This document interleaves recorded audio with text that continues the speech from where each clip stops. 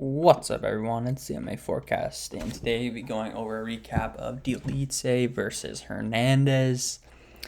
I'm going to talk about my bets I had during the night, and then also some highlights of the fights. I didn't watch all the fights, but I watched most of them. Kind of giving my insight on the fights and who I thought won. So, I didn't even watch it. I just blind betted Gabriel Fernandez by decision. Apparently, this was a horrendous fight. Apparently, it was horrible. Let's check out the stats here. We're going to skip that one. But this one, the first one that I paid attention to, Euros Medic versus Gilbert Urbania. This is a wild one.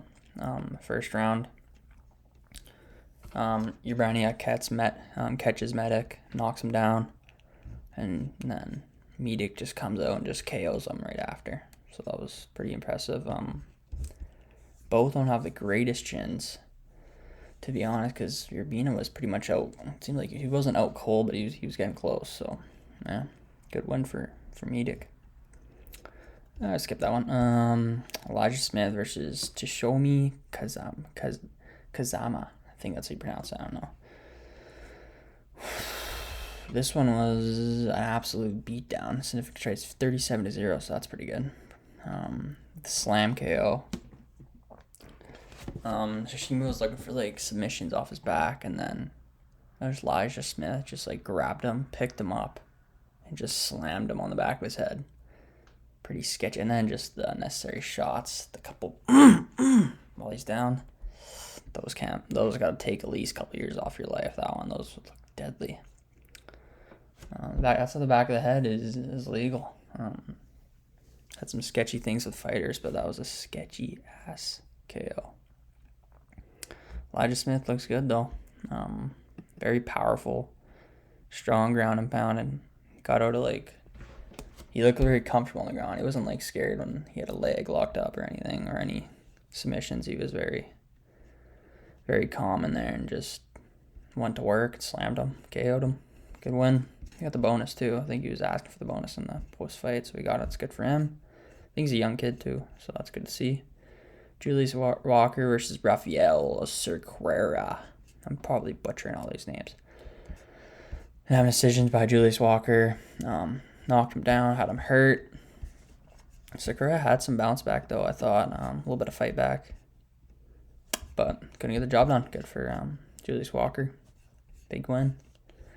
The main card opener, Leroy Duncan and Eric Anders. Little spinning elbow from Christian Leroy Duncan.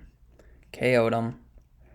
Or not KO'd him, and then he finished him up with some nasty ground and pound. When Anders was against the fence and just throwing nasty uppers. That was nasty. Getting to my next bet was, I had Gene Matsumoto, and then I had C-Rod by decision, which obviously didn't work out as Andre Fili. Was this unanimous decision? No, it was split decision, so it could have been close, but people thought Fili won. Thought it was pretty clear that Fili won. At least watching the fight, no bias. So, did not watch this one. I think I went to the bathroom during that one, so we're gonna skip that one. Yeah, Ursig, Ode Osborne. Then this my next little parlay I had was Steve Ursig by submission. Parlayed with Anthony Hernandez over 3.5 rounds. Steve had some attempts. He got absolutely cooked in the first round. Knocked down. He was shooting for legs and stuff. And then got Ode Osborne on the ground. He had a submission. He definitely had a submission attempt, right? Yeah, one submission attempt. He had a face crank going on, but there wasn't much time in the round, so he kind of gave up on it. So, yeah, 4 strikes. 3 to 17. Yeah, so I think it was cleared 29-28.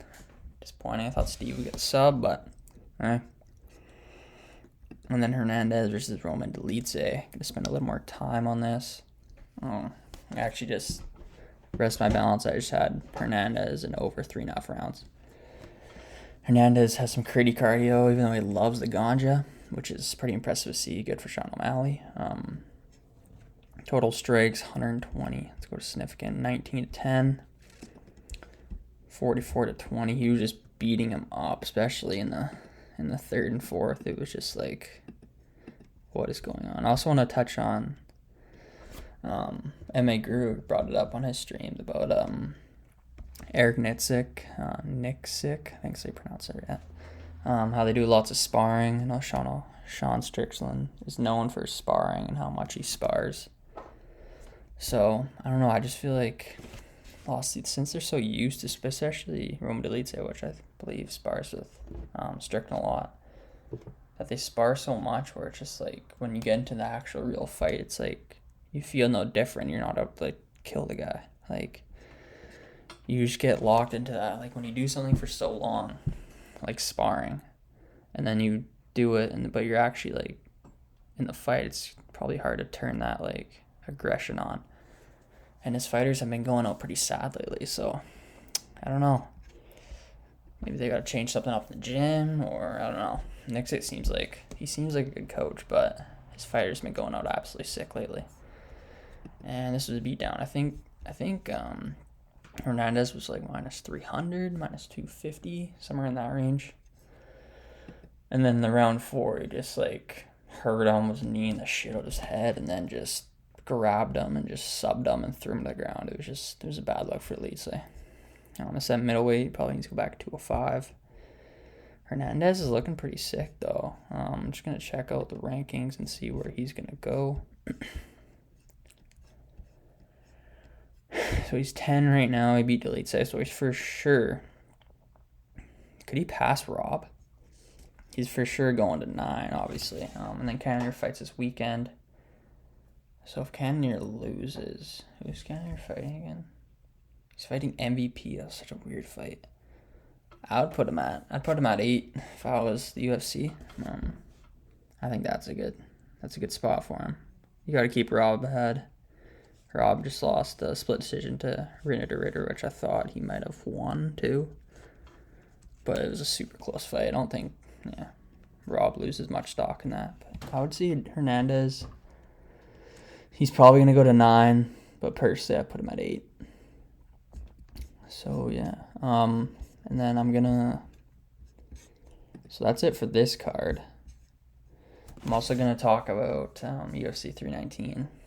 The main card picks I have, and then kind of analyze some of the fights on the main card. So that video will be out sometime this week. Thank you for tuning in.